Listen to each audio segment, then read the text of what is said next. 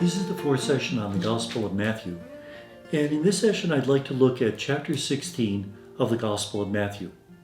In chapter 16, which is also found in chapter 8 of the Gospel of Mark, Jesus is with his disciples at Caesarea Philippi in Galilee, and he asks the disciples, "Who do people say that I am?" Well, some say John the Baptist, others Elijah, others one of the prophets. He says, "Who do you say that I am?" Peter says, "You are the Christ, the Son of the living God." Now we have to remember the word Christ in Greek is actually the word Messiah, the anointed one. And what does Jesus respond? This doesn't come from you, Simon. This comes from God himself. Therefore, I will give you the keys of the kingdom. You will be the rocky foundation of the church. Whatever you bind will be bound. Whatever you loose will be loosed. Let's start out with the keys of the kingdom. In the Old Testament, Yahweh had the keys. He had the keys for life, for death, and for rain, precipitation. In the New Testament, it's Jesus who has these keys. And now he's giving those keys authority to Peter. In fact, he even changes Peter's name. Peter's originally Simon. He receives the name Peter, which means rock. Jesus tells Peter he's going to be the rocky foundation upon which the church is built. Remember the parable of how some people build a house on sand, and when the storm comes along, it's lost. Peter is a rocky foundation. He is secure.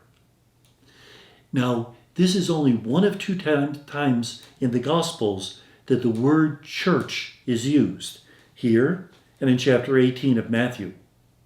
It's very clear that in this chapter we're talking about an institution, not just the following of disciples. And what's very interesting is that this gospel is written around 85 AD. Peter was martyred around 67 AD. This is written after the death of Peter. So we're not just talking about the authority that Peter received. We're talking about the authority that Peter and his successors received. We're told that the jaws of death will not prevail against his church. Jesus is asking this question at Caesarea Philippi, which is the pool where the Jordan River, which goes underground for many miles, bubbles up. And right over that pool, there was a cave where the Greek god Pan had been worshipped for hundreds of years. Jewish people considered it an unclean place, a place of demons, the gate to the netherworld. So when Jesus talks about the jaws of the netherworld, he's referring to that power, the power of Satan to oppose the church. We will be protected from that. Whatever Peter binds will be bound. Whatever he looses will be loosed. Now, what's very interesting is that later on that will be applied to the sacrament of confession. But when this was actually said, this was the authority that rabbis had.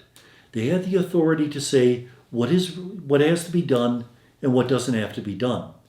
A good example of this, people sometimes say that going to Mass on Sunday, it's a man-made law. It's not in the Ten Commandments. This reminds us that Peter and his successors were given the authority to make these laws. And so it's not just coming from humans. It has the very authority of Christ behind it. Now, in order to show that Peter is a major authority in this gospel, Matthew collects a whole series of stories about Peter, and he includes it in this narrative section.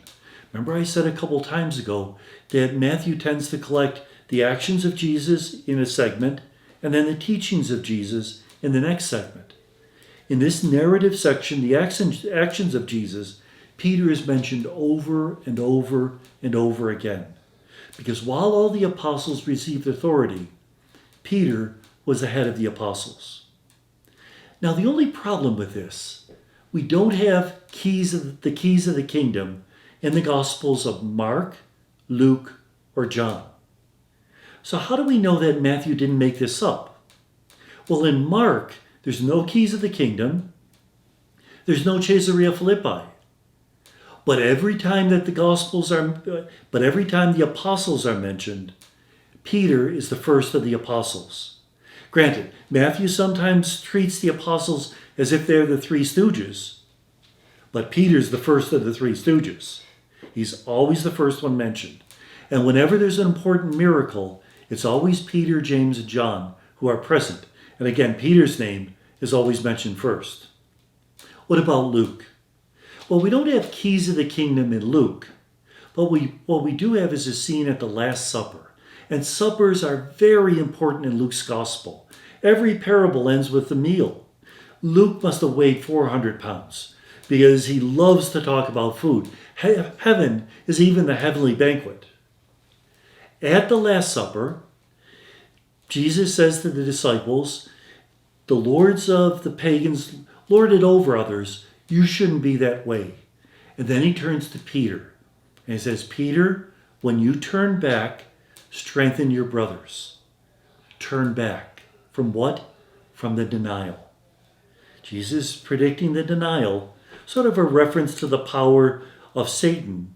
And in fact, in this section, he also says that Satan will sift you like wheat, that evil will try to oppose the church, but Peter is to strengthen the brothers.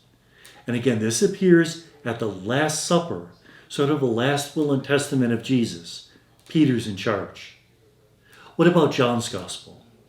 John does not like authority. It's a very charismatic gospel. Never mentions the word apostle in the entire gospel. Never gives the list of the 12 apostles. But in chapter 21, after the resurrection, Jesus turns to Peter and says, do you love me? Yes. Feed my sheep? Do you love me? Yes. Tend my lambs? Do you love me? Yes. Feed my lambs. Ask him 3 times, do you love me? To heal the triple denial. But notice, he's also asking Peter to be the shepherd. In the Gospel of John, Jesus is the good shepherd. Now he's giving that authority to Peter. But he wants Peter to remember, it's not because he's the best and the brightest. He's a sinner like the rest of us. Jesus even has that triple question to remind Peter of the triple denial. Your feet are made of clay. Nevertheless, you will be in charge. A gospel that doesn't like authority, nevertheless recognizes that authority is needed to lead this church. So even though Mark, Luke, and John don't have keys of the kingdom, Matthew does, they all have the idea that Peter is in charge. Peter is given that special responsibility to lead the church, but not by power, by love.